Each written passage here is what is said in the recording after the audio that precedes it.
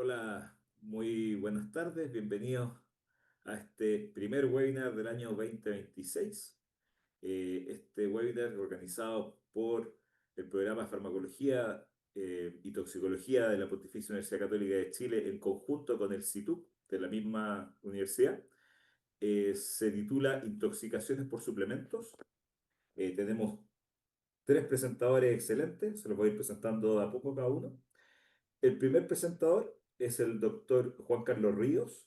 El doctor Ríos es doctor en toxicología de la Universidad de Sevilla, químico farmacéutico de la Universidad de Concepción, actualmente es el director del CITUC, del Centro de Información Toxicológica de la Pontificia Universidad Católica de Chile, y nos va a presentar la presentación llamada Perfil Epidemiológico de las Intoxicaciones por Suplemento.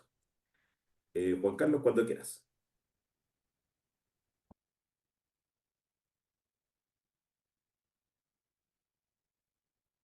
Perfecto, muchas gracias Juan Cristóbal. Bueno, gracias por la invitación para realizar este webinar de un tipo de productos que no es muy frecuente, de los cuales uno hable en la parte no tan buena, ¿cierto? Que es la parte más toxicológica. Generalmente lo que más vemos es la parte más de los beneficios que tienen este tipo de productos. Pero no por eso no deja de ser productos que no tengamos que preocuparnos y que no tengamos que estar atentos a los problemas que nos puedan ocasionar. En general, nosotros cuando hablamos de este tipo de producto, si bien queremos tratar de separar, de entender algunos tipos de suplementos que nosotros hoy día utilizamos, para que se entienda un poco mejor por qué podemos visualizar en la parte de la toxicovigilancia, que es lo que yo más me interesa, de poder ver cómo están evolucionando estos tipos de productos. Tenemos tres grandes tipos de productos. Uno es aquellos polivitamínicos, micronutrientes que habitualmente la gente consume, pero también tenemos estos productos ergogénicos que ya les voy a explicar un poquito qué son, que son estos productos que utiliza la gente en los gimnasios, ¿no? Para fortalecer, creyendo que eso puede ser beneficioso. Y están todos estos productos hoy día de los wellness, que son como estos productos orientados al bienestar eh, que pueda tener uno en la salud. Pero partamos definiendo un poquito lo que son cada uno de ellos. En el fondo, estos micronutrientes y polivitamínicos es lo que generalmente uno trata de suplementar, sobre todo cuando hay deficiencias, sobre todo cuando hay procesos naturales, ¿cierto?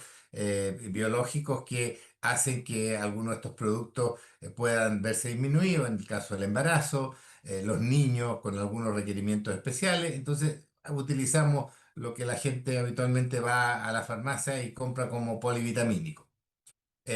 Pero también están estos productos que asociados al rendimiento físico, ¿ah? Que la gente llama quemadores de grasa, acelerar post ejercicio, pero que van a tener algunos inconvenientes. Yo no voy a ver los inconvenientes de este tipo de productos, lo van a ver mis otros colegas, pero en el fondo tenemos que ver si existen o no problemas del punto de vista de la epidemiología. Y después están todos estos productos asociados con el bienestar, ¿cierto? Regular el sueño, la salud digestiva e incluso muchos se promocionan en algunos alimentos, otros vienen en frasco, en gomitas, etcétera. Entonces, esos son los tres grandes grupos que uno podría estar observando. Y vamos a ver los datos, cómo se imaginan ustedes, cuántos casos nosotros recibimos nosotros llamamos expuestos o intoxicados, en realidad podemos discutir la diferencia, pero cuando alguien toma en exceso alguno de estos productos o un niño lo consume cuando no está orientado para ello, entonces nosotros tenemos una exposición que ojalá nunca termine en una intoxicación, porque a veces no hay síntomas, pero en el fondo esa es nuestra principal preocupación. Bueno, los datos no dejan de sorprender. Yo la primera vez que lo visualicé pensé que esta data iba a ser muy pequeña, que no íbamos a tener tantas llamadas, pero ahí ustedes pueden observar cómo han ido aumentando de forma muy importante. Nosotros tenemos una muy buena data desde el año 2018 en adelante. Y ahí ustedes pueden ver que pasamos de algo de 400 productos hoy día a más de 600 productos. Eso quiere decir que tenemos más de un 50% aumento en estos años. Probablemente porque hay mucha publicidad, mucha forma de tratar de hacer ver estos productos de forma más inocua, pero que no dejan de sorprender.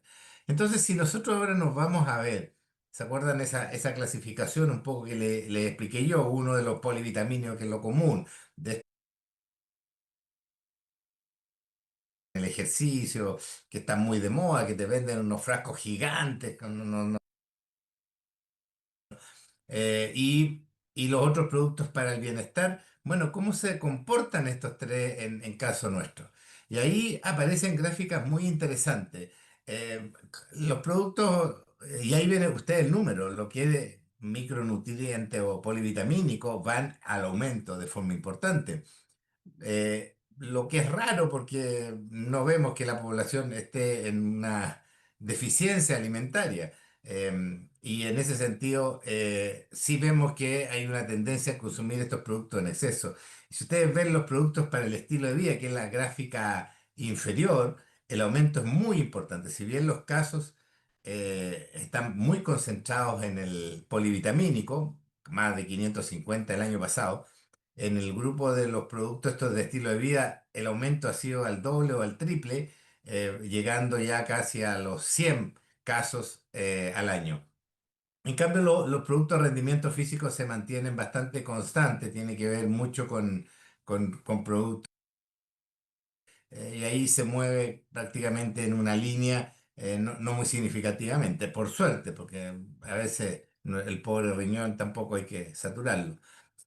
Ahora, ¿cuáles son los grupos más expuestos que nosotros vemos? Bueno, en este tipo de productos se mantiene lo que es la estadística habitual. Hay otros productos que la estadística resaltan a los adultos, a los adolescentes. Aquí no, aquí los lactantes y los preescolares, en su afán de curiosear, en los padres, ¿cierto? Que dejan los productos por ahí sin un buen almacenamiento, concentran el mayor número de exposiciones, casi el 70% de estos casos están ahí.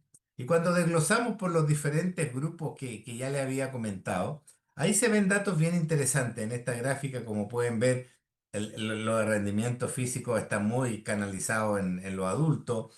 El de los polivitamínicos está muy concentrado en los lactantes y preescolares, ¿cierto? Y los de estilo de vida ya empieza a estar muy relacionado con adolescentes y lo que es escolar y preescolares también. Entonces, se mantiene esa proporción. Ahora, otro dato que es bien interesante es que en el fondo eh, nosotros tenemos el 51% de las llamadas ocurren, o sea, el incidente ocurre en el hogar, de la llamada, perdón, y el 48% de instalaciones médicas, es decir, por productos que pensamos que no debiera haber ningún problema, estamos recibiendo la mitad casi de las llamadas de los servicios asistenciales.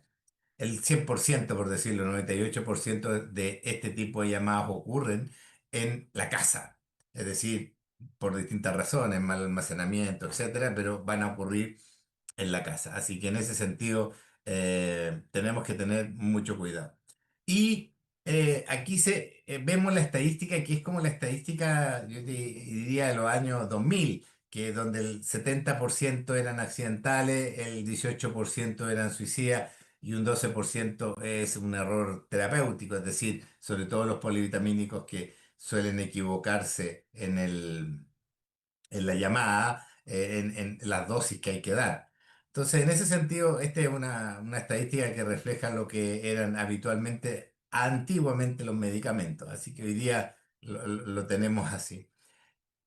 Otro dato importante es cuáles son los productos que más concentran el número de llamadas, y aquí hay algo muy interesante. La vitamina D es el producto que más llamadas nos genera a nosotros. Aquí están los top 20.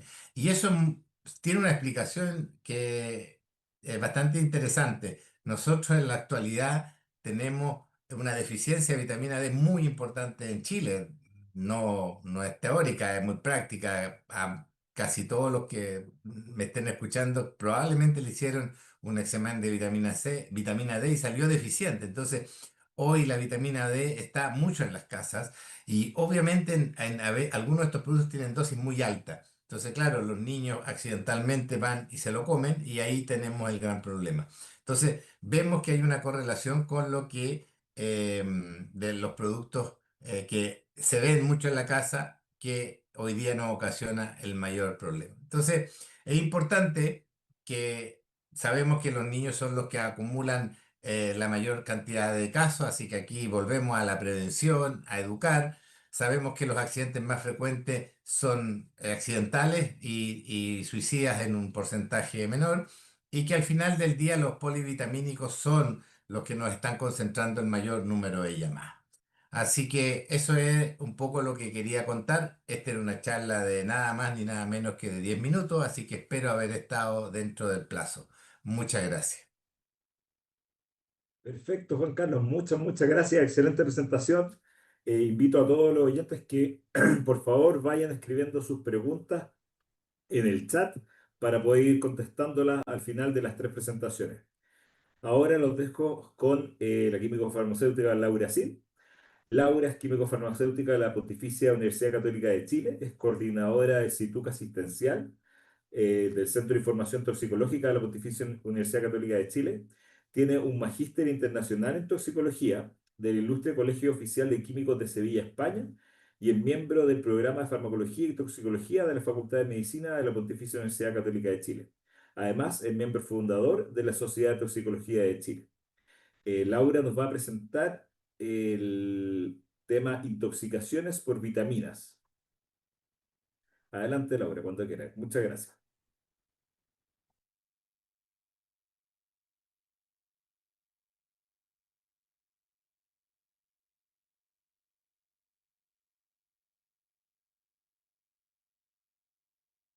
Perfecto, espero que se vea bien. Yo les voy a hablar entonces de la toxicidad por vitaminas, ¿ya? Como bien presentó Juan Carlos, ¿cierto? Tenemos multivitamínicos en general, tenemos estos productos de wellness y estos productos de uso de deportistas y nos vamos a enfocar un poquitito en las vitaminas en esta presentación. En literatura hay distintos variados reportes sobre la toxicidad de las vitaminas. Aquí vemos, por ejemplo, un caso descrito de intoxicación por vitamina D, con desarrollo de hipercalcemia severa, principalmente o como complicación por una suplementación nutricional excesiva, ¿ya? Otro caso, por ejemplo, de intoxicación por vitamina D en dos hermanos, también por uso de suplementos. En este otro reporte hay una falla renal aguda, secundaria también a una intoxicación por vitamina D. En este otro reporte tenemos intoxicación por vitamina D, ¿cierto? Reporte en un adolescente que también tuvo una intoxicación por el uso de suplementos. Por vitamina A también tenemos reportes de toxicidad. Uno de los documentos que encontré, ¿cierto?, en literatura científica es el caso, por ejemplo, de una mujer que se suplementó de forma intencional para manejar el acné, por ejemplo, con sobredosis de suplementos de vitamina A. ¿Cuál es el principal problema? Estos suplementos, aunque se perciben como seguros, pueden causar daños en distintos órganos, como ya vimos, como por ejemplo a nivel hepático, a nivel renal, si no existe una supervisión médica estricta. Por otro lado, igual de importante es educar a los pacientes sobre los riesgos de la sobredosificación y de la automedicación nutricional. Y finalmente, muchos de estos productos se registran como suplementos alimenticios, por lo cual no tienen un registro en el ISP. A veces tienen una información poco clara de las cantidades que contienen y además son de venta libre, por lo tanto incluso los podemos encontrar en los supermercados. Por ejemplo, aquí tenemos el etiquetado de una caja de un producto, ¿ya? En el cual, de una marca muy reconocida, en el cual nos describe solamente las cepas de probióticos que tiene, de bacterias que tiene, ¿cierto? Las 12 vitaminas que contiene, sin informar cuál es la cantidad que tiene de cada una de ellas, y los 3 minerales que contiene. No informa tampoco en su etiquetado cuál es la porción adecuada para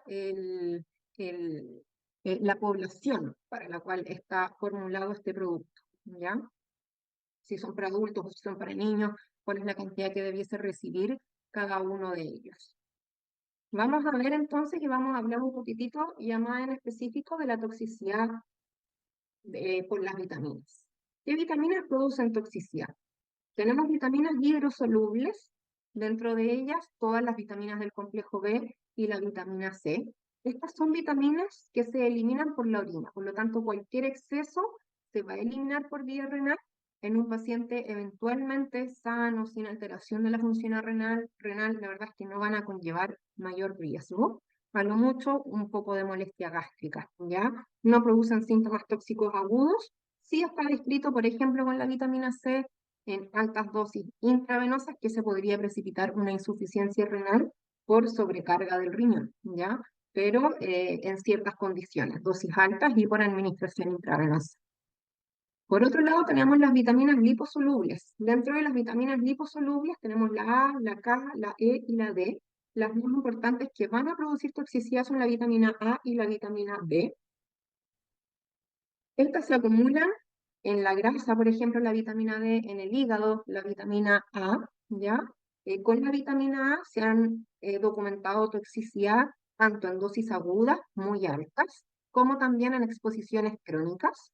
Y por otro lado, con la vitamina D también se han documentado intoxicaciones a dosis muy altas, pero principalmente administradas de forma crónica, ¿ya? O sea, la exposición aguda o única usualmente no desarrolla toxicidad aguda en humanos. ¿Cuáles son las dosis tóxicas para estas vitaminas? Para la vitamina A, por ejemplo, está descrito que ingestiones orales de más de 300.000 unidades internacionales en niños han dado como resultado una toxicidad significativa a nivel del sistema nervioso central. En adultos, la toxicidad aguda es muy rara porque se deben superar estas cantidades en ingestas agudas de alrededor de 12.000 unidades internacionales por kilo.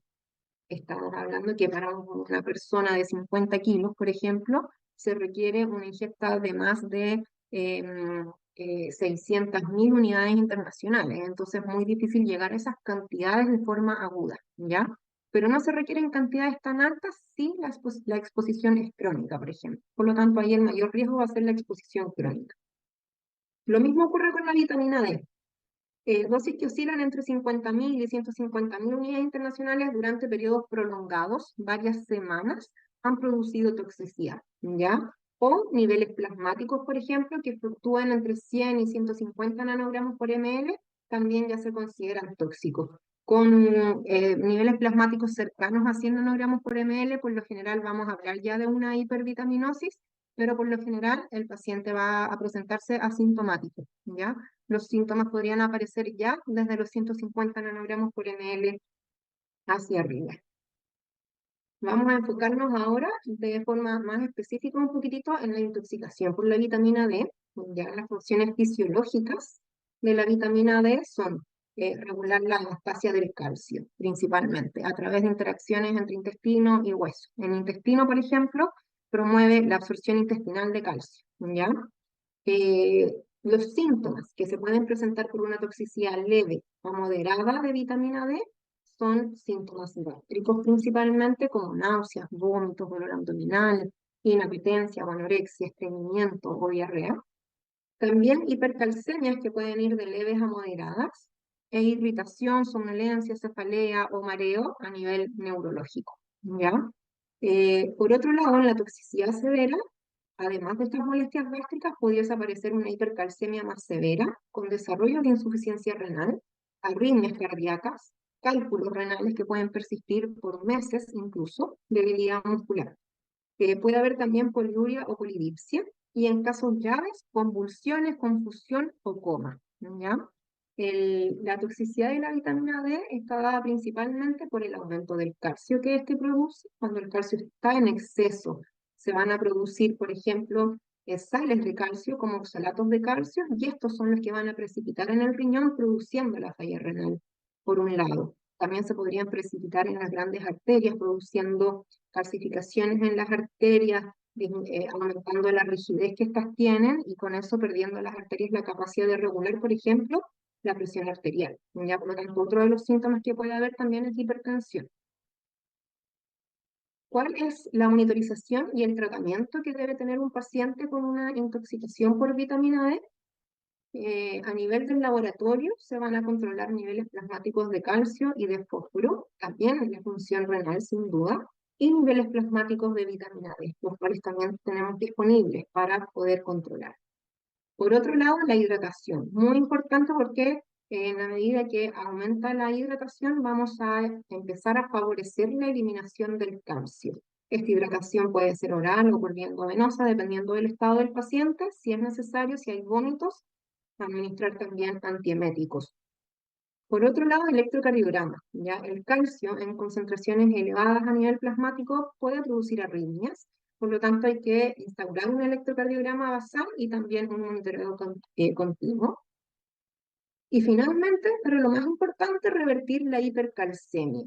Ya dentro de algunas medidas que tenemos para revertir esta hipercalcemia, además de la hidratación, son, por ejemplo, el uso de diuréticos como la furosemida. Los diuréticos tiacídicos o la hidroclorotiazida no nos sirven porque dentro de sus eh, efectos adversos, la hidroclorotiazida o tiacídicos, por el contrario, aumentan el calcio, producen hipercalcemia, ¿ya? Así que la furosemida sería nuestra opción. También el uso de glucocorticoides como la prednisona, ¿ya? Los corticoides también tienen descrito que disminuyen la absorción de calcio y favorecen la eliminación de este. Los bifosfonatos, que son fármacos que se utilizan para la osteoporosis, estos fármacos favorecen la mineralización del hueso, por lo tanto vamos a favorecer la entrada de calcio al hueso como medida también para disminuir el calcio plasmático.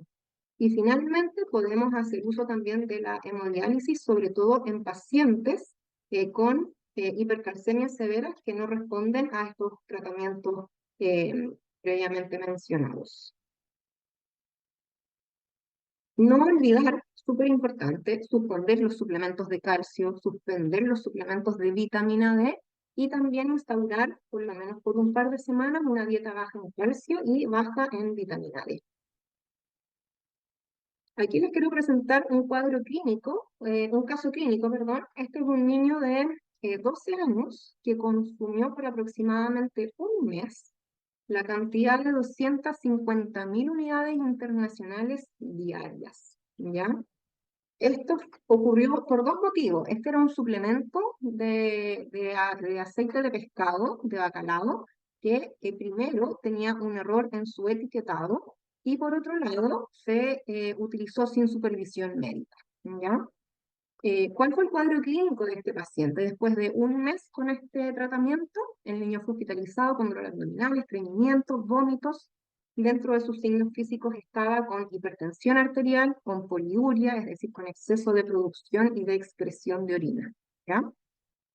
Al laboratorio tenía una hipercalcemia grave, con 15,7 miligramos por decilitro, ya sobre 10 miligramos por decilitro hablamos de una hipercalcemia severa. Tenía una falla renal aguda, con una tasa de filtración glomerular disminuida a 50 milímetros por minuto, creatinina elevada, urea elevada también, niveles de vitamina D de 535 nanogramos por ml, siendo que lo normal fluctúa entre 70 y 80 dependiendo de la técnica. Tenía también la hormona paratiroidea que regula los niveles de calcio, eh, estaba suprimida, ¿ya? Y otros hallazgos que habían eran, por ejemplo, hipercolesterolemia, hipertrigliceridemia, proteinuria y una excreción urinaria de calcio también muy elevada. Dentro de los hallazgos en imágenes, este paciente en una ecografía tenía nefrolitiasis, es decir, cálculos renales y la alta cantidad de calcio que este paciente tenía. ¿Cuál fue el tratamiento? No muy distinto a lo que les comenté, ¿cierto? Se suspendieron inmediatamente los suplementos, el paciente se hospitalizó y se inició hidratación intravenosa. Se administraron diuréticos también, glucocorticoides, citrato de potasio para el manejo metabólico. Y la evolución de este paciente es que al cabo de 20 días de hospitalización recién pudo ser dado de alta. Sus niveles de calcio y su función renal se normalizaron incluso después del alta, alrededor de un mes después de haber ingresado, de haber sido hospitalizado.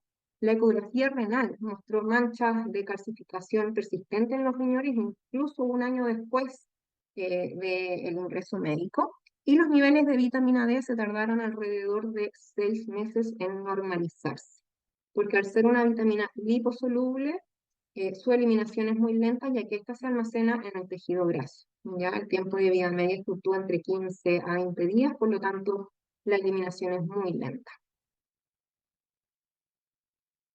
Ahora les quiero hablar un poquitito de la intoxicación por la vitamina A. Ya la vitamina A tiene dentro de sus funciones fisiológicas, es muy importante para el desarrollo óseo, para la visión, para la reproducción y la diferenciación y el mantenimiento del tejido epitelial principalmente, ¿ya?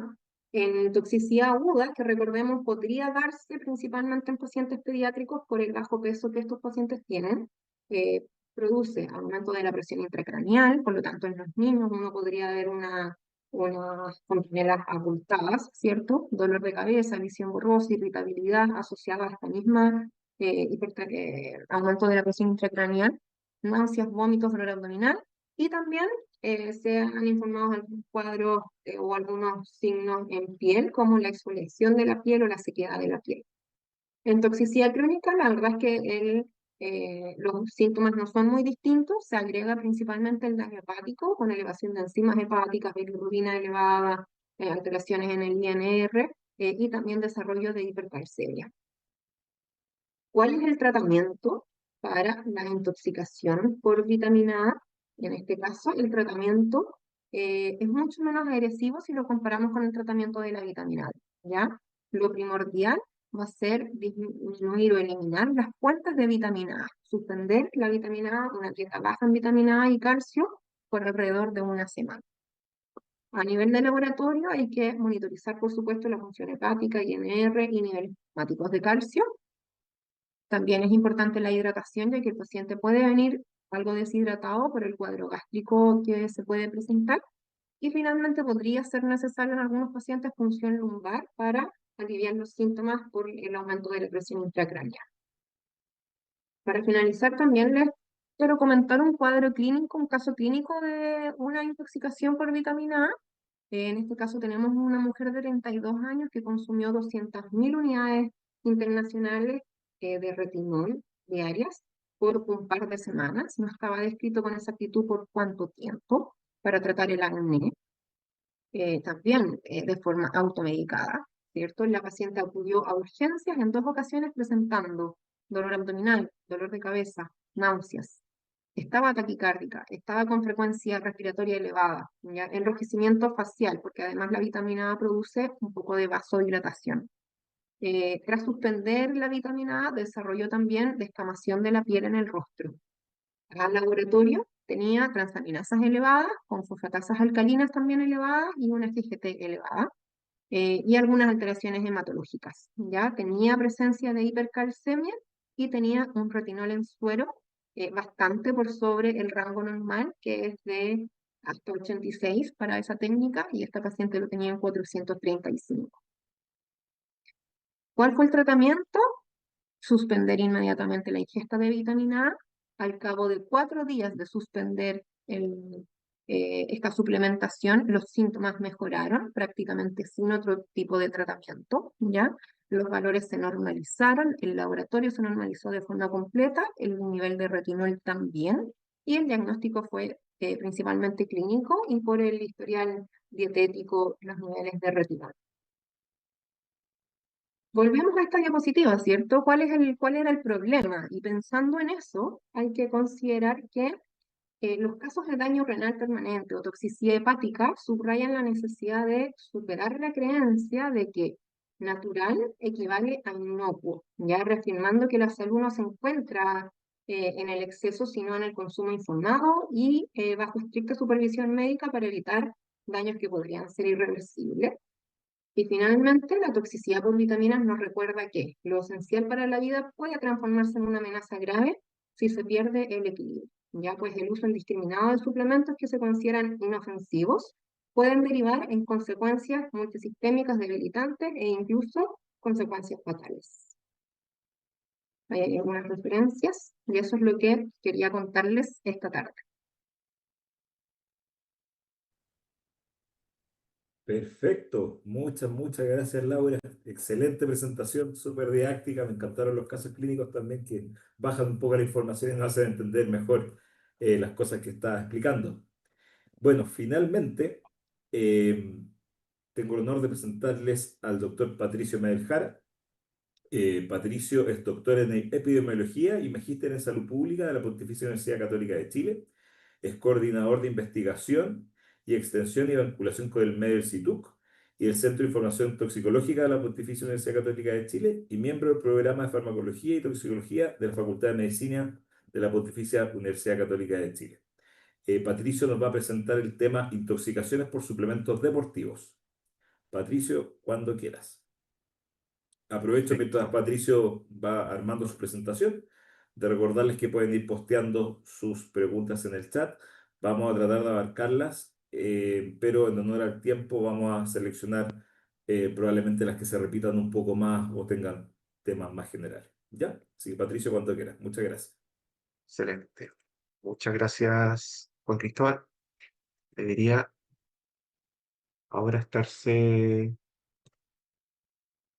viendo la presentación. Excelente. Bueno, primero, gracias por la invitación del programa a presentar sobre este tema, un tema muy bien interesante. Y yo les voy a hablar particularmente de los suplementos deportivos y para wellness, que va a ser un complemento a lo que ya con mucho detalle les explicó em, Laura. Yo me basé para seleccionar qué es lo que vamos a hablar, porque tenemos un montón de opciones y este mercado es extremadamente amplio, en los que concentran la mayoría de los casos que nosotros vemos en el centro. Y esto es porque efectivamente una de las cosas que hay que entender es que muchos de estos elementos pueden ser utilizados por una buena cantidad de la población, pero van a haber ciertos grupos de riesgo que son los que generan los casos de intoxicados y esto es lo que nos reúne hoy día en en este webinar. Por lo tanto, de todo este listado destacan como estos productos de wellness y de aumentadores del rendimiento deportivo, estos ergogénicos, los quemadores de grasa, sales de magnesio, el triptófano, la carnitina, el colágeno, y de eso vamos a hablar. Ahora, antes de entrar en materia, uno se pregunta, bueno, están estos quemadores de grasa y una de las preguntas que tienen es, ¿qué es efectivamente lo que tienen? Y ustedes podrán ver, si es que se ponen a revisar etiquetas, en internet hay, no, en portales de comercio de este tipo de productos, de comercio general, ¿es cierto? Compras en línea. En varias partes aparecen las etiquetas y aquí tenemos em, algunos ejemplos. Y aquí yo seleccioné, ¿cierto? Un par de imágenes para dos tipos de productos bien interesantes. Los primeros que son estos preentrenamientos, donde si ustedes ven las imágenes, entiendo que no sé con todo el detalle, pero por eso es que yo se los voy a contar, em, aparecen cosas como extractos herbales, algunos precursores de catecolaminas, como pasa con la L-tirosina, varias vitaminas y minerales, y además empieza a destacar la cafeína. Y si vemos aquí em, etiquetas de los quemadores de grasa, vemos también vitaminas y minerales, vemos cafeínas y precursores de la cafeína, y vemos la L-carnitina aparece en este que es interesante, como que para el uso de los ácidos grasos, también destaca el cromo, del que vamos a hablar un poquito más adelante. Y la pregunta es, bueno, ¿coincidencia? No lo creo. Eh, Y les cuento esto porque efectivamente si uno hace un poco de raciocinio o empieza a pensar del uso y función de este tipo de sustancias, claramente em, buscan dar más energía, siempre tiene un complemento de vitaminas y minerales, que ya cierto, lo vieron con Laura, pero básicamente es, si tú quieres quemar grasa o quieres tener mayor rendimiento deportivo, necesitas aumentar el metabolismo o tanto basal y algún estimulante que ayuda a tener un mayor rendimiento deportivo. Y eso, por supuesto, el primer elefante en la habitación es la cafeína. La cafeína es transversal, tanto en estos quemadores de grasa como en los preentrenos, como cualquier aumentador del rendimiento deportivo. Claramente, esto es una cosa que se utiliza hace muchos años atrás. O sea, yo particularmente soy ciclista, entonces el típico stop o parada en una salida larga es con tomarse un café cargado, porque claramente te ayuda a tener un mejor rendimiento deportivo. Ahora, ¿qué es lo que hace la cafeína? La cafeína, y esto es una cosa importante, hay varios precursores también que estimulan la secreción o la síntesis de cafeína, como pasa con el guaraná, o como pasa con varios extractos, como pasa con el té verde, con la yerba mate, que tienen cafeína en su composición. Por lo tanto, lo que hacen todos estos compuestos cuando se ocupan de manera diferente es dar eh, disponibilidad de cafeína. La cafeína básicamente es un excitador del sistema nervioso central, eh, tiene varios mecanismos, no voy a entrar en el detalle, pero es una sustancia, ¿cierto?, de amplio uso que todos conocemos y todos probablemente personas adultas hemos vivido los efectos del café. Em, la dosis tóxica es muy alta. em, para que nos hagamos una idea, em, una taza de café tiene algunos cientos de miligramos, dependiendo de la variedad y de la variedad del café que haga y el tipo de preparación. En general son 100, 200 miligramos de cafeína que uno se toma en una taza de café. Por lo tanto, cuando uno habla de dosis letales o de dosis tóxicas de 150 o 200 miligramos por kilo, para una persona adulta estamos hablando del equivalente a 50, 70 tazas de café, la que serían si volvemos atrás y vemos la cantidad de cafeína que tienen por porción, que en este caso serían 350 miligramos, eh, o en este caso que serían 100 miligramos, que sería 100 o 200 miligramos, que sería una porción, las dosis que pueden causar una intoxicación severa son muy altas, ¿ya?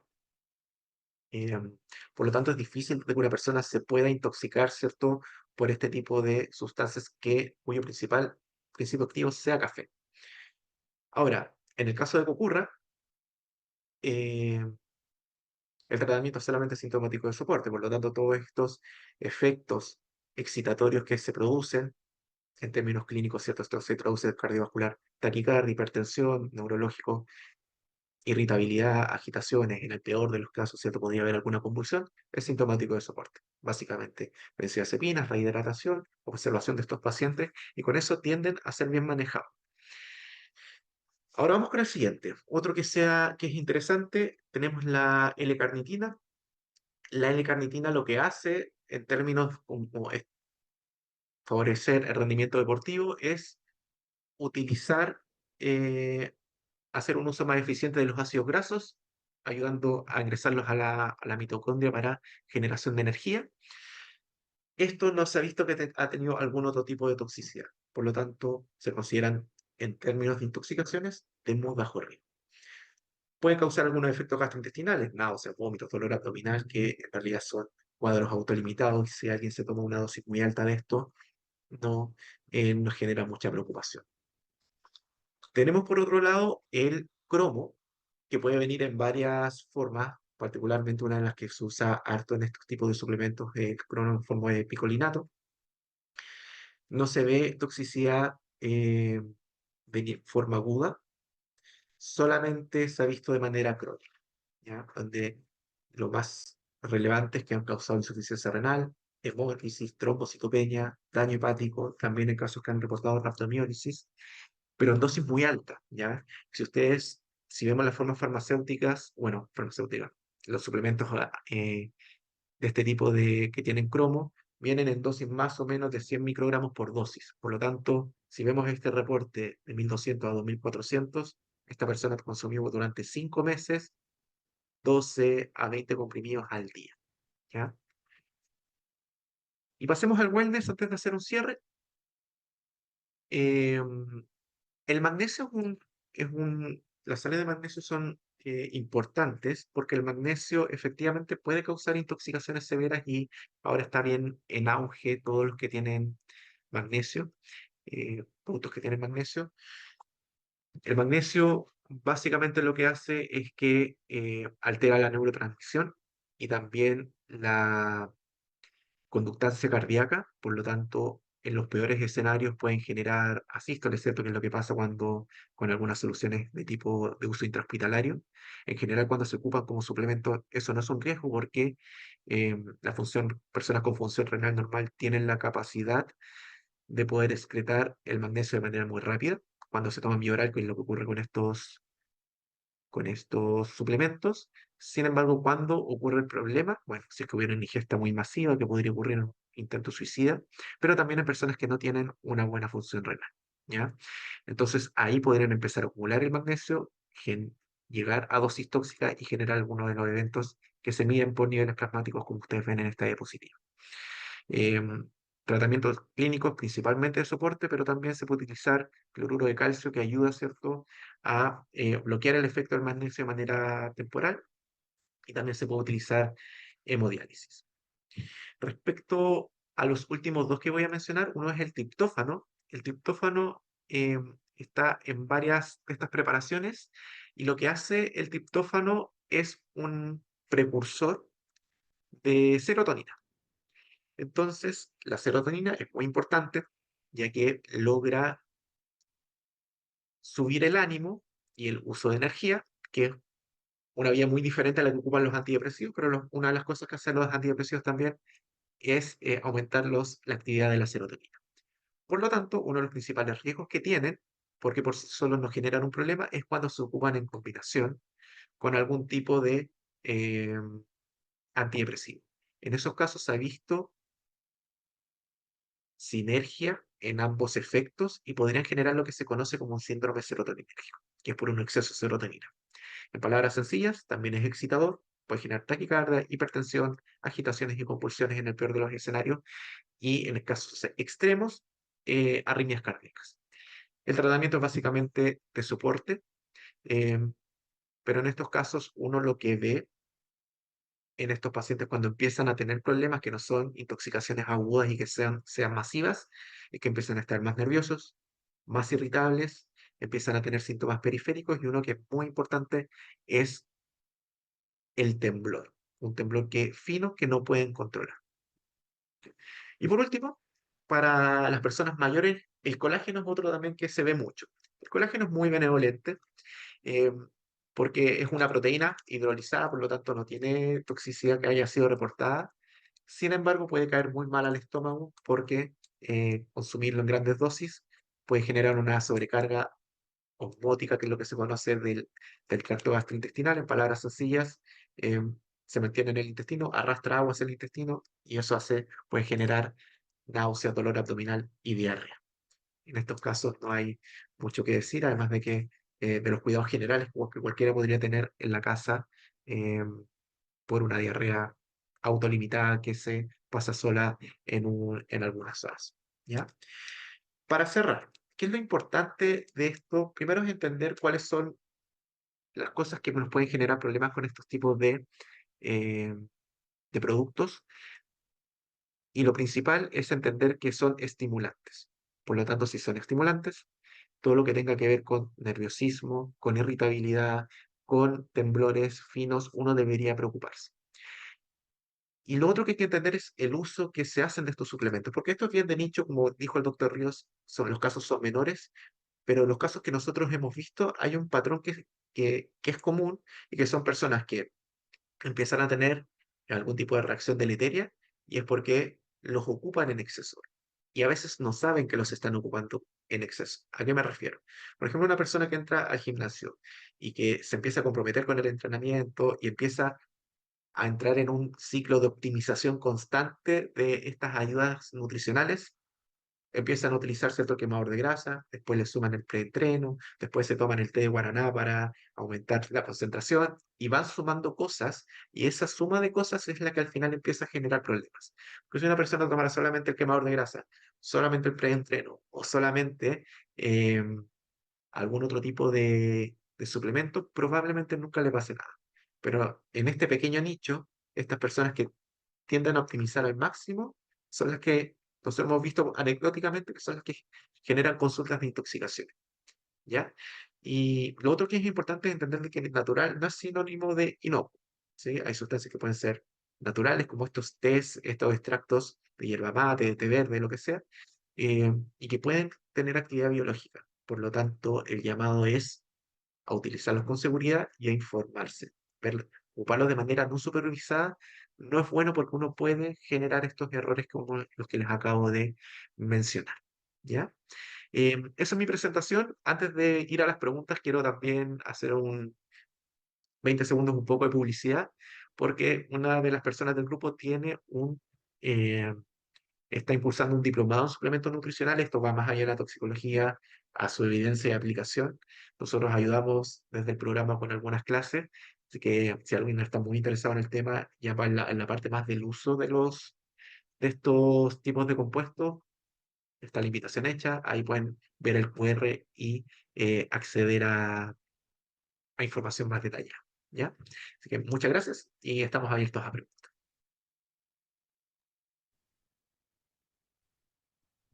Muchísimas gracias, Patricio. Excelente presentación. Gracias a todos los expositores. Tenemos unos minutitos para preguntas. Hemos visto que en el chat hay varias, pero vamos a tratar de abarcar la mayoría de ellas dentro de lo posible. Le recuerdo también a toda la audiencia que estas presentaciones quedan grabadas en el canal de YouTube de la facultad, por si las quieren revisar después para sacar, por ejemplo, el link del QR para ese curso que presentó el doctor Nader.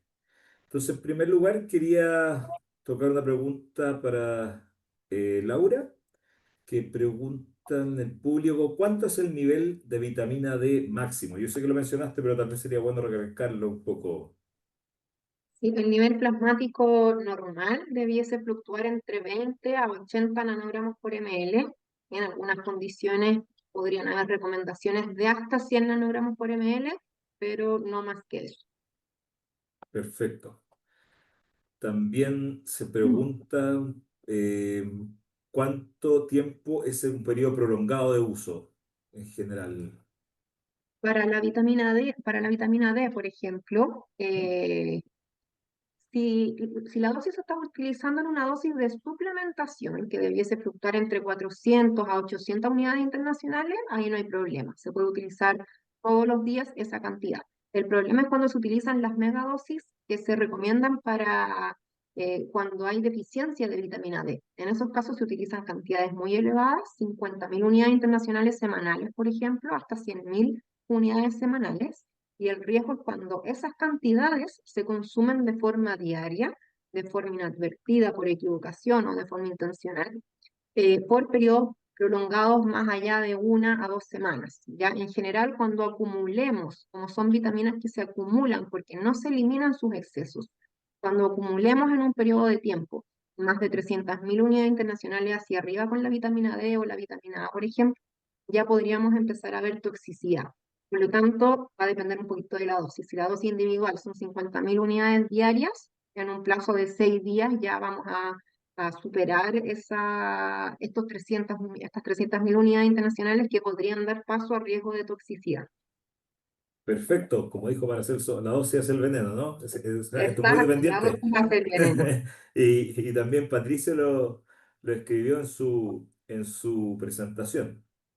Eh, Patricio, ¿has llegado? Estas son preguntas que llegaron un poquito antes del webinar propiamente tal, pero sin duda probablemente un poco lo que mostró Juan Carlos en el impacto, sobre todo en los últimos años, del incremento del uso de los suplementos alimenticios.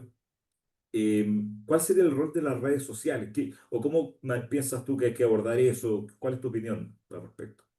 Mm, Pregunta difícil, a ver, déjame darle una vuelta.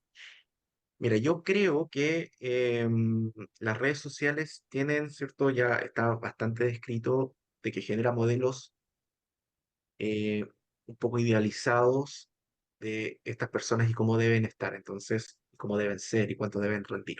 Por lo tanto, yo creo que eso efectivamente es un incentivo para em,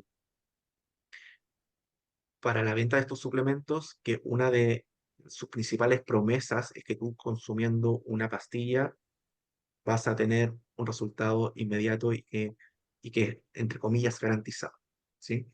Ahora, aquí yo no soy nutricionista de base, pero probablemente se entiende de que muchos de estos suplementos no siempre son necesarios cuando tú tienes una buena alimentación, cuando tienes una ingesta de fibra equilibrada, cuando tienes la cantidad de ejercicio necesaria, porque así como el poco entrenamiento nos genera pocos cambios, mucho entrenamiento también genera sobreagotamiento y la gente tiende a optimizar con estas cosas. Por lo tanto, yo creo que el llamado es a no utilizar estos suplementos sin una supervisión, sea ojalá médica, porque algunas cosas efectivamente tienen evidencia científica. No en estos casos en particular que revisamos hoy, pero por ejemplo un caso que es muy moderno es lo que pasa con la creatinina, tiene mucha evidencia científica, la gente la está tomando, pero es con evidencia y es supervisado por un médico, porque si uno quiere hacer cambios profundos, tanto en bienestar, en salud, en mejorar el rendimiento deportivo, lo que ustedes quieran, es una decisión seria a largo plazo. Por lo tanto, no hay pastilla mágica. Y esa es probablemente una de las cosas que uno habitualmente termina diciendo en este tipo de presentación. Perfecto, muchas gracias. Laura, así a grandes rasgos lo que entendí de tu presentación es que las vitaminas hidrosolubles, la B y la C, son más bien seguras porque se regulan un poquito solas por el riñón, mientras que las liposolubles A y D pueden ser un poquito más complejas. Pero ¿qué pasa con la vitamina K, por ejemplo? ¿A cuál pertenece? ¿Cómo se manifiesta? ¿Cómo son las toxicidades? Súper buena pregunta. Si bien la vitamina K también es una vitamina liposoluble con potencial de producir toxicidad, el riesgo es mucho menor. Primero, porque la vitamina A y la vitamina D vienen en los multivitamínicos, tienen suplementación en altas dosis debido a que estas vitaminas no las sintetiza el organismo. Por lo tanto, hay que ingerirlas. Si bien la vitamina D la sintetiza el organismo por medio de los rayos UV en la piel, necesitamos de igual manera su precursor que es la vitamina D2, ya que también tenemos que ingerirla en el fondo. En cambio, la vitamina K sí la sintetiza el organismo, por lo tanto no vienen los polivitamínicos, no hay suplementos con grandes cantidades y solamente las formulaciones que existen en el mercado son para usarla como medicamento. Por ejemplo, para antagonizar el efecto de los anticoagulantes. Ya ahí podríamos necesitar vitamina K o en algunas otras patologías. Y de uso intravenoso. En Chile no tenemos tampoco vitamina K de uso oral. Por lo tanto, es mucho menos frecuente o menos probable que haya riesgo de una intoxicación por vitamina K, ya principalmente porque no hay presentaciones disponibles en el mercado. Pero sí, también es una vitamina liposoluble y si hubiesen presentaciones, eventualmente podría haber toxicidad por esta vitamina. Perfecto. Ya pues, yo creo que en honor al tiempo, y que ya hemos conversado bastante, lo vamos a dejar hasta acá. Le agradezco a toda la audiencia haber participado el día de hoy, le agradezco a los expositores, excelentes presentaciones, y los dejamos invitados al próximo webinar que será en unos meses más. Gracias a todos, recuerden que esto va a quedar en las redes sociales y estamos en contacto. Muchas Oye, gracias. Gato, que esté muy bien. Chao, chao.